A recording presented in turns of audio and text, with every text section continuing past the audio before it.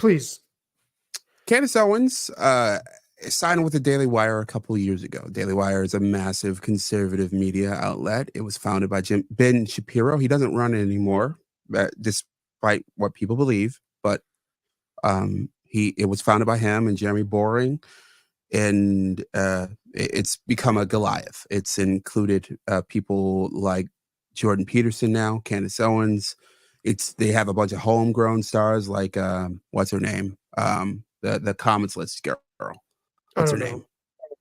Brett Cooper, Matt Walsh. What is a Woman? And so they produce a ton of content. Fascinating company, fascinating, doing interesting things. They bring in Candace Owens, and Candace had friction with them from the jump.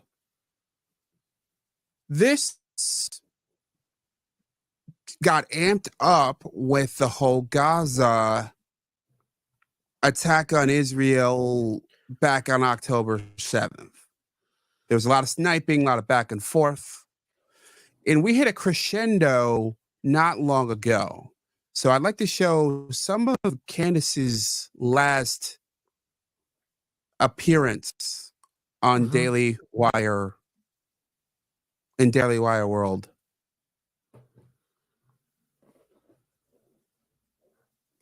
This is 90 seconds. Because what it registers to me as is power. Real power hiding behind a veneer of victimhood, the kind of power that can take somebody out and end their entire career if that person says something that they don't like. And in this case, it's not that I'm saying things that they don't like, it's that I'm refusing to allow my voice to be controlled. I want to be clear to you guys. I'm going to be honest with you because everybody's noticing it. Every single political commentator in America, every single one of them knows this, that if you do not step out and say things that are radically pro-Israel, or if you are too quiet on certain narratives and they want you to be radically pro-Israel, you can lose everything. That's truth. That is a fact. I'm not feeling like I need to hide from that anymore or be afraid to say it, rather, is a better way to say it, because I've endured this for years. I'm just at the end of my rope. I have given so much rope here and I am just done with it. Every person that you are a fan of, they know this. Every person that you line up to go here speak, they know this. Again, it's not even on the basis of what you say. It can sometimes be on the basis of what you don't say. That an entire mob will assemble. They'll write piece after piece after piece until you subjugate. If you don't subjugate, the bounty grows larger. So yes, there was a large bounty on my head for the crime of refusing to suddenly hate Muslims and to condone Muslims getting bombed following October 7th. Everybody can see that. I have said, because what it registers to me as. Before we go forward, do you think she's truthful, she's accurate? What are your thoughts on what she said? I mean, I don't know I really value Candace Owens, but that's because I can turn the dial down on her. In other words, when I hear her talk, I filter it and I know she turns the dial up with pretty much anything she says, right? You have to kind of bring it back to a frequency where it's not as bombastic. I don't know. I mean, I guess to some degree we maybe should presume that she was experiencing this friction within the Daily Wire power structure, but then is also playing it up to her fans to kind of be Pat McAfee of the conservative sphere. And look, rock bands have done this forever. Oh, the label doesn't want us. The man doesn't want us to say, blah, blah, blah. They're keeping us down. I mean, I don't know to what degree she's like wearing that, you know? I came to a very similar conclusion. I do think that she's ramping it up. I mean, let's look at her next move. You know, that sort of says it. And I mean, maybe she smells an opportunity like, oh, now that it is heretical to say anything against Israel in conservative circles, here's my opportunity to create this big dust cloud where I will get people to follow me who feel alienated.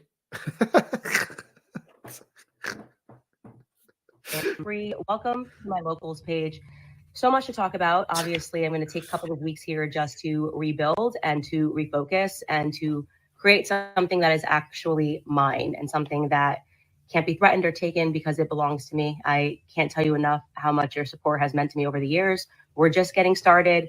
Join the locals page. Obviously, here you can support me and my work as an independent journalist, as an independent podcaster. We're still going to be doing 5 days a week. There'll be tons of announcements coming in the next couple of weeks. And I guess the last thing I want to say is thank you for those of you that don't want to be on locals and just. So she clearly, to your point, perhaps she is seeing a lane here, an opportunity here, and a niche within a niche inside of conservative media, where it's like, hey, I feel like within one of the, as Steven Crowder called it last year in a different kerfuffle, big C conservative media, that there certain things are permitted and certain things are not permitted. Sure. And maybe she found one of them at least within that institution. I don't know that you could find that everywhere. I know Tammy Lauren found that with The Blaze. That was a kerfuffle a couple years ago. Tammy Lauren is not anti-abortion. She's I guess pro-choice is the phrase. So yet at the Blaze, Glenn Beck lost his mind and Sure. and basically, I wouldn't say fired her, because the way the Blaze works, it's not exactly a fire, it's a contractual thing. Mhm. It's kind of a partnership kind of deal. So Right. and then she of course lands at Fox. And the question was, did she do it? Did she? By the way, from what I've seen of her at Fox, she has not gone back there since. To the abortion issue. Not at all. So did she do it because she smelled an opportunity to level up and go to Fox? Or in this case, maybe with Candace, level up and go on her own? Or because these are, or is it because it's a big flashpoint for them? Maybe it's a combination of both. I wonder about it being both. Yeah, I was gonna say, what's funny is, even though I think Candace Owens turns the dial up, she doesn't strike me as particularly insincere, if that makes any sense. Mhm. I think she sort of brightens the saturation on what she's presenting, but I don't think she's speaking out against Israel just to be just to capitalize. I think she has look a lot of people who are drawn to becoming these voices do so because they have a lot of oppositional energy in them to rail against where they feel their perspectives are being constrained.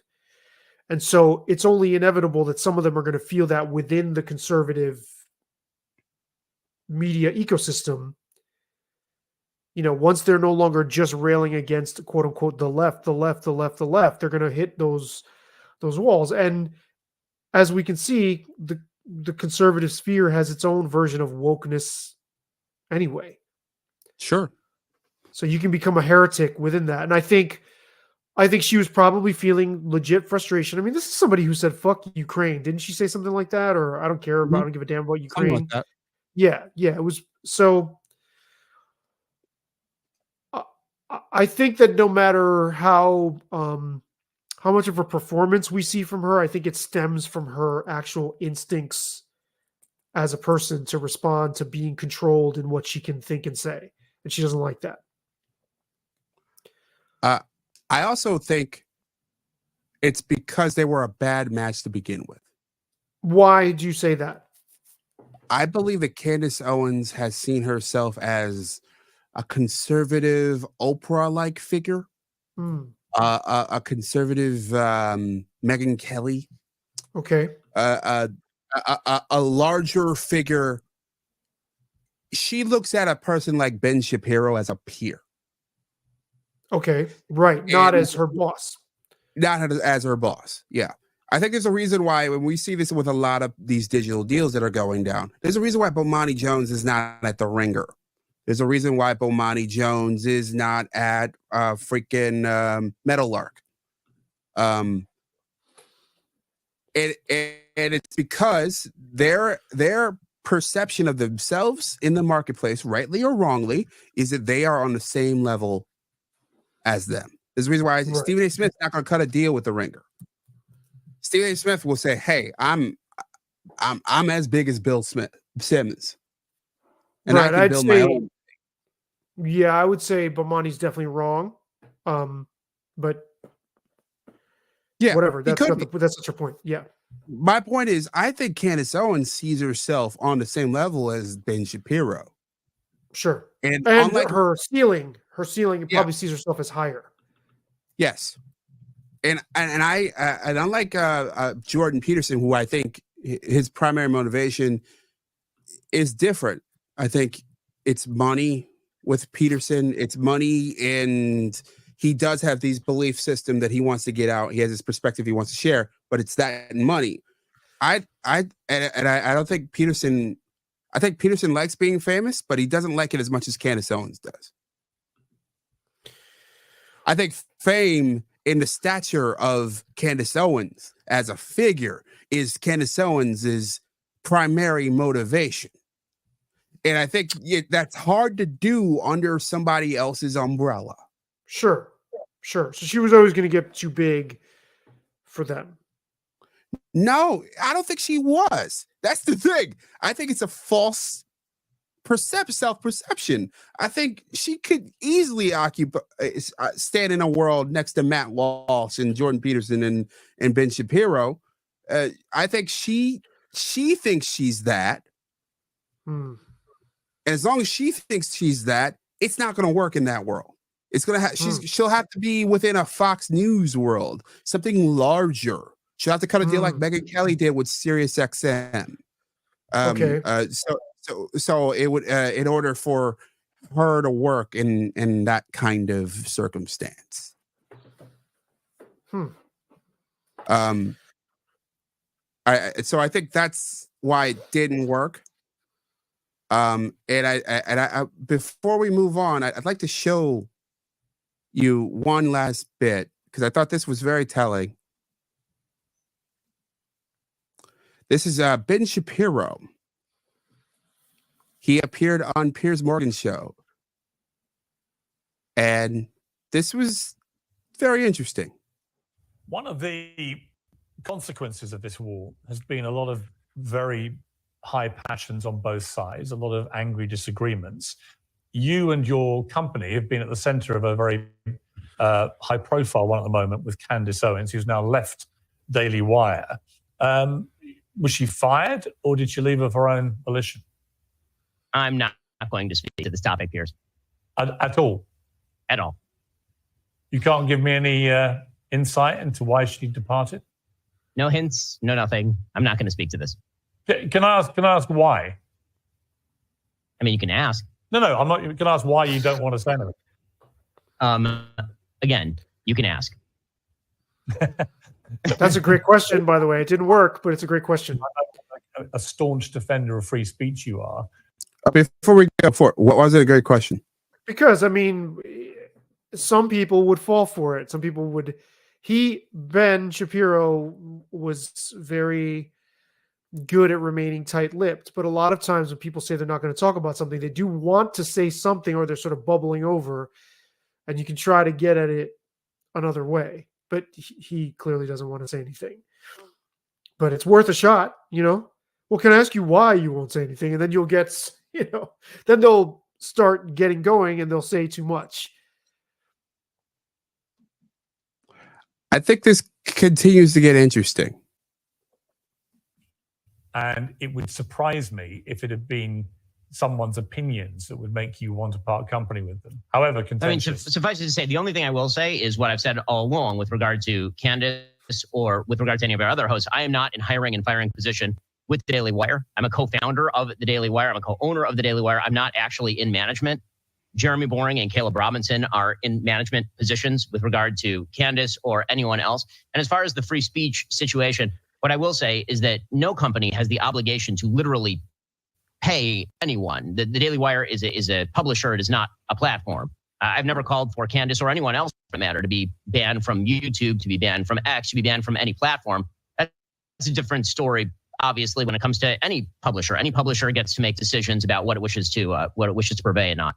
I mean, I'm just not going to labor this, but one more point I would make is it's been reported extensively that the reason for her departure was because her comments have been perceived by people at the Daily Wire as anti-Semitic.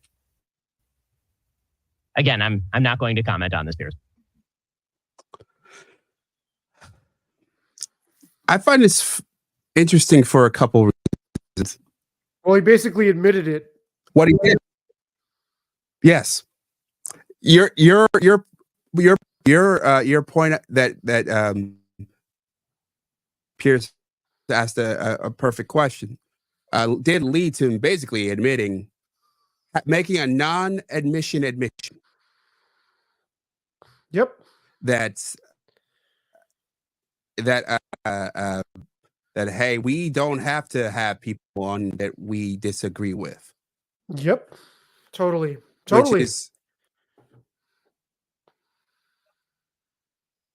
It's true, but it also I think is really bad branding. I was just gonna say it undermines their brand. Really? You think it undermines their brand? Yes. Yeah. No, I'm agreeing with you. As you were saying that, I was like, it's true. You can do that.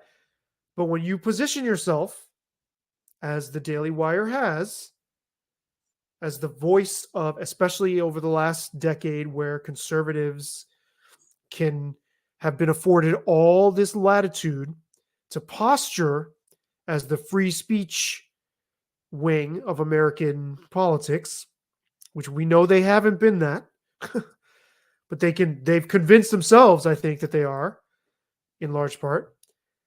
When that's your fucking brand, oh, we're saying all the things that are not allowed to be said, and then all of a sudden you're like, well, actually, we've got this thing we don't want our host to say. No, I think Shapiro did exactly what Piers Morgan was hoping and expecting he would, that he would let something surface, even though he's like, no, I'm not talking about it. First he's like, oh, I'll pass the buck. This is not my decision, but we don't have an obligation to platform people we don't agree with.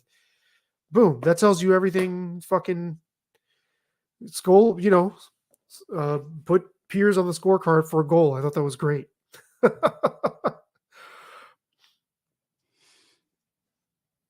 It makes me wonder if this kind of media is maturing into, maybe maturing is not the right word, but moving into another phase where they no longer care about that kind of branding, where they feel that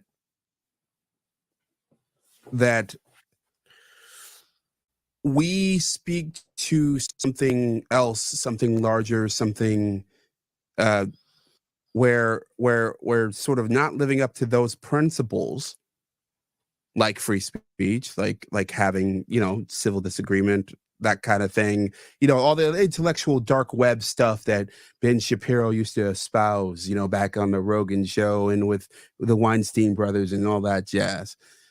No, he's like, no, fuck it. Now we got our Juggalo camp and we can kick you out if we want. Yeah.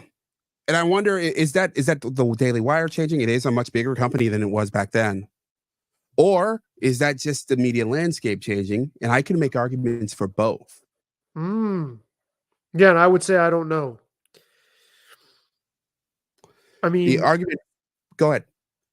No, please.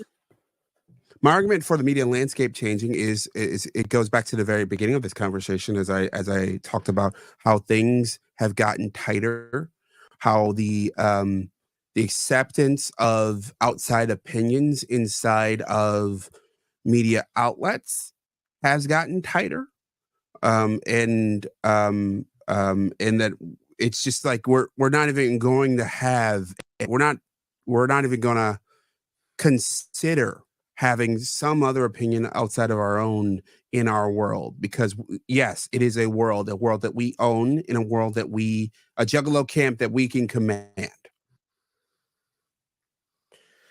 Right. So And there's that.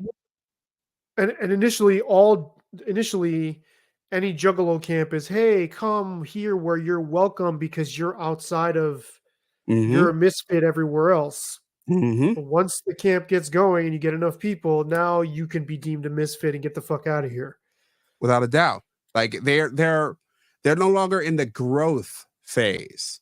Maybe they believe that that they have their core.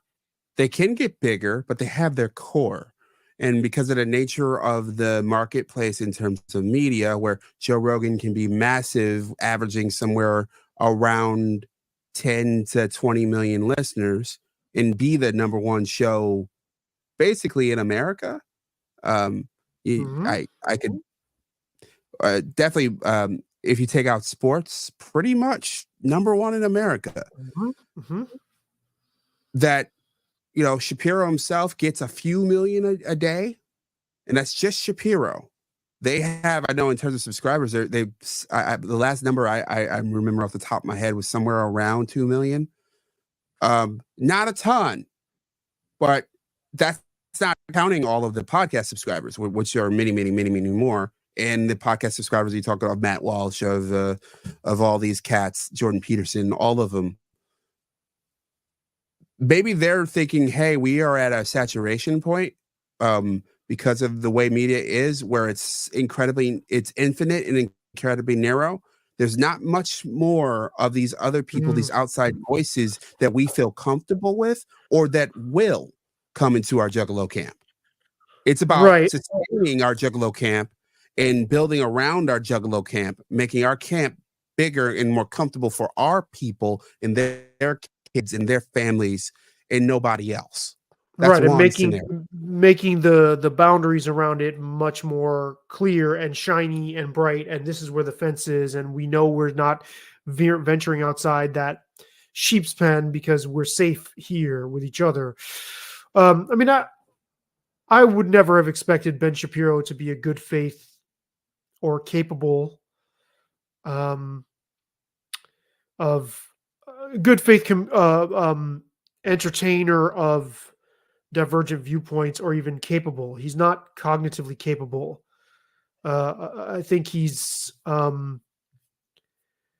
just, especially on Israel, like, I've never found his arguments to be in good faith on anything, or even worthwhile on anything. He's complete 100% bluster, snowflake also.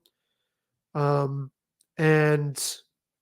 so that guy is not going to have much dissent within his own ranks, whereas if I were designing a news media entity or a media entity, I want friction, and I want there's certain things I don't find palatable too. I think we're all, but I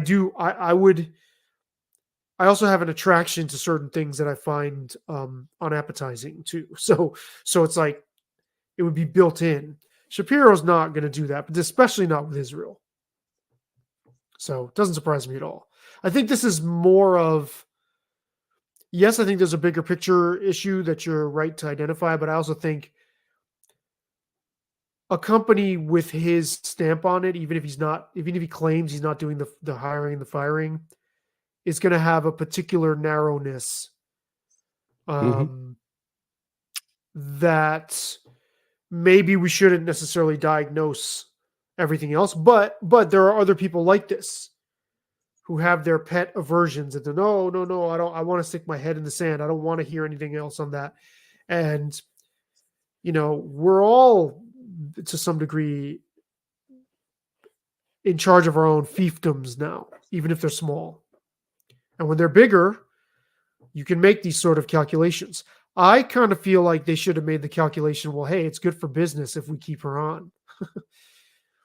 Right? Like let the content let them argue all fucking day long. Like it's good. It's going to attract people.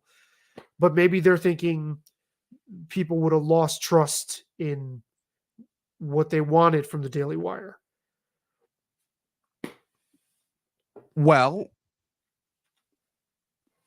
that fits into my other possibility, and I think it's likely a combination of these two things. But this is my other guess here. The Daily Wire is giant, but it's not Fox News. It's not the New York Times. It's not ESPN. It's not MSNBC. They can't survive the loss of Ben Shapiro. I think that the people online are right to look at him and like, we've been hearing him talk this certain way as a certain figure for a long time, and they can't. And if it came down to it, would the Daily Wire pick Candace Owens or Ben Shapiro? They're picking Ben Shapiro. He's Sure. much bigger as a figure. His content gets more attention. All that. He defines their brand more too at its heart, I think. Without a doubt. So if you're Fox News, you can survive the loss of Tucker Carlson, the loss of Megyn Kelly, the loss of Bill O'Reilly, and countless others. If you're NBC, you can lose Matt Lauer, you can lose Katie Couric. Obviously, different reasons, different situations, different time periods, but you could survive the loss of those figures. Brian Williams is another one. You could survive. That was a controversy, giant one back in the day. If you're MSNBC, you can survive the loss of Keith Olbermann when he was your number one guy, and you can move on, and your audience stays with you. That's not so in the digital world. When you establish a very large audience, it's attached to a person. Yep. And a personality. And a personality. Right. And yeah, not to cut you off, because actually the person can also lose that audience by drifting from what they initially served. It doesn't even have to be somebody else choosing between one or the other. A certain amount of audience capture is required. Right. So it's quite possible that, hey, whether it's through soft power or actual power, Ben Shapiro is like, hey, I don't want to be here in a place with a person like that. And my contract's coming up at some certain point a little bit down the line. He doesn't have to say a damn word more than that. Or his people, his representatives don't have to. Also, there's the element of, from what I was reading online, Candace's contract is coming up relatively soon anyway.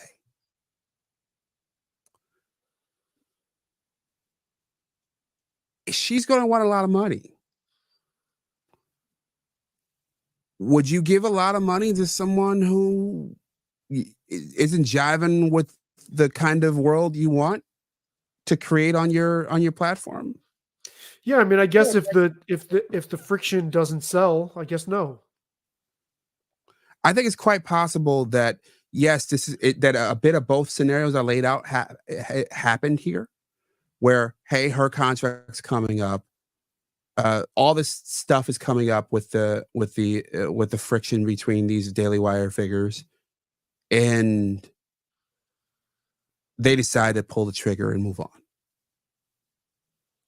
And it's them thinking, hey, like we can't afford to go stray too far from the brand that we built around Ben Shapiro, and we can allocate those 5, 6, 7, whatever many millions of dollars she's going to want to some other project, or to build another Matt Walsh, or build another Brett Cooper, or these other people, and do it on the cheap instead of paying through the nose for someone like Candace. Yeah, to homegrown talent, to develop talent on their own turf instead of. And that also speaks to something that we've talked about in other conversations, where you asked about, like, we talked about sort of some of my experiences in newsrooms and etc. When you home grow talent, that talent usually stays within the parameters that you taught them. So homegrown talent will adhere to the orthodoxy that they believe in. Yep. Yeah, and even if they don't believe it, they know where their bread is buttered. Yes, and they'd be a lot less likely to go on their own. Mm-hmm. To rock the boat and cause a situation where they and most of that homegrown talent, the company would have the leverage, because it's like, well, we made you, unless the person gets so big. But even, we talk about Stephen A all the time. Even he is not going to have nearly as much leverage as I think he wants to, even though he's their biggest. Yeah. That was another thing. I don't think we're going to get to it today, but that's another thing that he is like, look, he is the dutiful. And I think this is partly why I think Disney will give him his money. He is the dutiful servant to that corporation. Totally. What's funny is Ethan Strauss pointed out, I forgot who he was talking to. Was it Ryan? And I always forget his name. Russillo? You know who I'm talking about? No. Glass-Steagall. Glass-Steagall. Yeah. Yeah. I think he was talking to him. He said that Glass-Steagall, I think it was Glass-Steagall who said it's actually they always tout Stephen A as like the biggest. But Pardon the Interruption actually does more numbers. Is what they said. So yeah. I mean, on a given, on average, for sure. And on a day-to-day basis, like part of its day part, you're talking about late afternoon. You talk about 5:30 versus 10 a.m. It's like your limit is going to be different. They mentioned that too. But yes. But yeah, Pardon the Interruption usually beats him. But here's the thing about Pardon the Interruption. Those guys are in their 60s, going on. I think maybe Wilbon's in his 50s still, but Mr. Tony is quickly approaching 70 versus something like Stephen A, who's what, 50 something. Like he's older than I am, but yeah, he's got a longer runway. So keeping him in house, it's for me, it's more like the Shannon Sharp scenario, when you have a younger guy that's coming, that's shown you something. Keeping him under contract is smart. Yeah, even though Stephen A is the Sean King of college basketball. Yes, because they don't actually care about sports. No, but the fact that he never actually, he never actually played and all that brouhaha over his, lying about his college basketball career, which really wasn't. I wonder, I think if I'm just using my hunches, and I don't know nearly as much about how this all works as much as you looked into it, I'm sensing that is going to be a rocky negotiation, and that because Stephen A will overinflate his value to the company, and I don't think he's gonna. I don't think things are going to end well between him and them. Well, if somebody named E.M. Case is on the case, That's all we need. Yes, Diddy did it.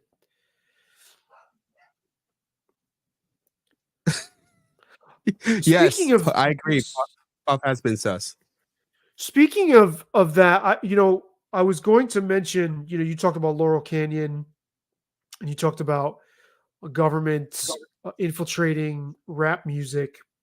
I mean, we didn't even mention Gary Webb and Ricky Freeway Ricky Ross, and going back to Whitlock. I love how Whitlock sounds like somebody's like grandparent, like saying rap music is like the scourge.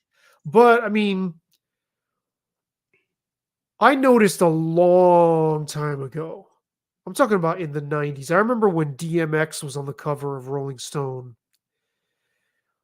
And I just remember having this feeling, and this is nothing against DMX, but I was like, why are these magazines, would they put like a black physicist or even Wynton Marsalis on their cover? Somebody who presents differently than that. I'm not saying anything against DMX, but like, why is this so manicured and tailored to one specific kind of voice in rap that the mainstream media loves putting out there? And this gets into that whole the secret meeting that shook, Yeah, that whole that letter didn't happen. thing. But I mean, is it that far-fetched to at least consider whether this wasn't engineered to some degree to feed into the prison system? And at that time there was a profit in privatization of prisons, if I'm not mistaken. You can correct me if I'm wrong here. Yeah, I mean, it's still, still those are public institutions, sure. And there is something gross about it. And it's funny because I looked up articles on Gary Webb in the Village Voice, and I found one that was like both trying to paint him out to be like this deadbeat dad, but also defend his reporting at the same time. And that's pretty, like, if what he says and what the real Ricky Ross, not the fucking fat, champagne, rapper guy. Yeah. But if what they say is even remotely true, I mean, that shit is yucky. It's like real gross, like dealing crack. The allegation is dealing crack to make money to fund the Contras in Central America. It's like, so we're supposed to be upset about Diddy. I don't know. And if Diddy is in bed with those people who are willing to go to those lengths, right? Like, then why wouldn't they cut him loose at some point? Now I sound like I'm on Patrick Fair Bet enough. David show. It's like all this unsubstantiated speculation, right? But like the whole Gary Webb thing, it should, you're not going to see that documentary, or maybe there is one, but I don't think you're going to see that documentary on Netflix anytime soon. All right. Look, I think there needs to be a Patrick Bet David special. By the way, I've done some digging and I found some very interesting, like pretty sus. I mean, the guy basically runs a multi-level marketing company. I think I've seen the same exact video you're talking about, where there's this like British YouTuber that exposes. Yes, I know. And he's been interviewed directly about it and asked about it directly, and he danced. I can't believe he did the interview, but he did, and he danced and danced and danced and danced, and it looks pretty bad. He's pretty By the way, oily. I'm throwing away that value tape money. I'm throwing it away. Like the value tape money, I have just pissing it away left and right. What do you mean? Oh yeah, because we'd be signed to valuetainment. That'd be on, that Oh, yeah, can't, yeah, yeah, can't. yeah. No. I mean, I I grudgingly like his podcast. I've gone back and forth on it. I initially liked it, then I was initially like, ugh, it's basically it should be called trashy-tainment. Yeah, agreed. Because it's like trash junk food. It's like pork rinds or like deep fried chicken poppers or something. It's like Popeye's chicken. It's like deep fried. It's like fatty and salty and gross, but it's tasty, right? Um, but as trying to posture as somebody who like breaks down ideas and brings anything useful to conversations, the show Mm-mm. almost does that in spite of him. Yeah, yeah. I don't think he's grifter.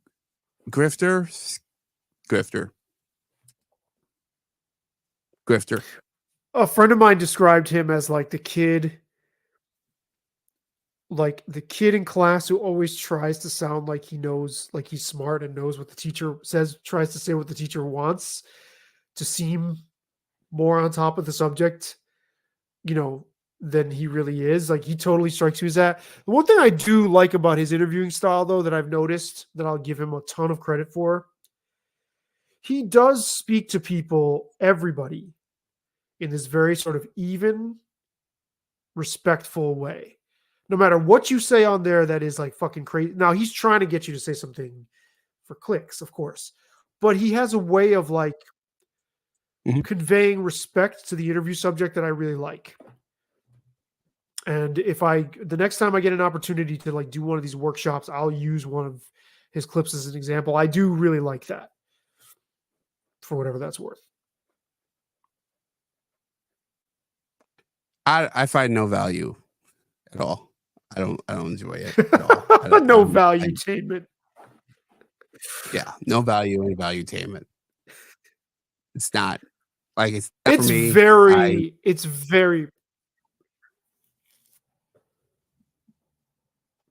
It's just terrible. It's very terrible. predictable. You're like valuetainment is like the dollar menu of podcasts. You get that like little chicken sandwich. You get that little chicken sandwich from all the New Yorkers. I think you're a disgrace What to is all that? Americans and New Yorkers. I think you're a disgrace to all Americans and New Yorkers. Who is that? That's a clip. I think, if I remember correctly, that was a clip that I found from a news interview. It was like a man on the street interview about Rudy Giuliani. Okay. And it was, don't apologize. You're a scoundrel. My bad. Wrong one. I think you're a disgrace to all Americans and New Yorkers. That one. Don't apologize. You're a scoundrel. That's Phil Hoffman. Okay. Well, on that note, we will try to be more than the dollar menu of I hope we provide more than a dollar menu here. The dollar menu. But yeah, I mean, I would recommend people check out the Gary Webb book, Dark Alliance, and Sure. Form your own. I mean, I wonder whether Freeway Ricky wasn't pulling our fucking leg too about all that shit, though. You know what I'm saying? Like, on the other side of it. Yeah, it's an interesting. He'd be worth analyzing. And why, if it's like, here's the thing that I always found suspicious about him. If he's talking about all this nefarious, shady, deep state, what then would have been referred to as deep state, but like government, conspiratorial behavior, why does he have a fucking podcast? Like it's so weird. Maybe or Freeway Ricky. No, Ricky had a podcast for a while. Because you can't stop someone from a podcast.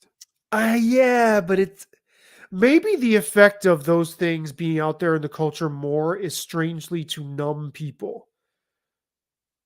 Maybe I don't think it's. I think you're overthinking it. I don't know, man. Some of the people he was rolling with, he claims to have rolled with, are pretty. Yeah, but we're talking long, long ago. Most of these people aren't around anymore. Like the people who were, that were involved in that trade are no longer involved with that trade, and most are now no longer breathing, nor are the people who were around them. Okay. Usually, that's why you can be, once you go away to jail for a while, you can come out and start over because the people you had beef with are no longer around. Yeah, I don't know. I don't know how that works. I don't know how long the intelligence community would hold you to whatever. Oh, But you're I'm talking just about the saying, intelligence community. yeah, I'm just saying, yes, I'm just saying, like we I don't should think they take what care. he says. I don't think they care. Okay. I'm just saying we should take what Freeway Ricky says with a grain of salt too. Okay. And what All Gary right. Webb said, and what the government, like all of it. It's like we don't know. It's kind of like what we were saying about the climate change conversation. Like if each spoke is like a circus tent and they're all saying wild, outlandish things, maybe the truth is somewhere less outlandish. You know what I'm saying? That's all. It's like how do you even know how to I make got sense of all this stuff? So, but on that note, I should all right. want to go listen to one of his podcasts. Yeah. All right. Well, thanks for joining us. Of course, man. Thank you for having me as always. All right. Be well. Yeah, you too.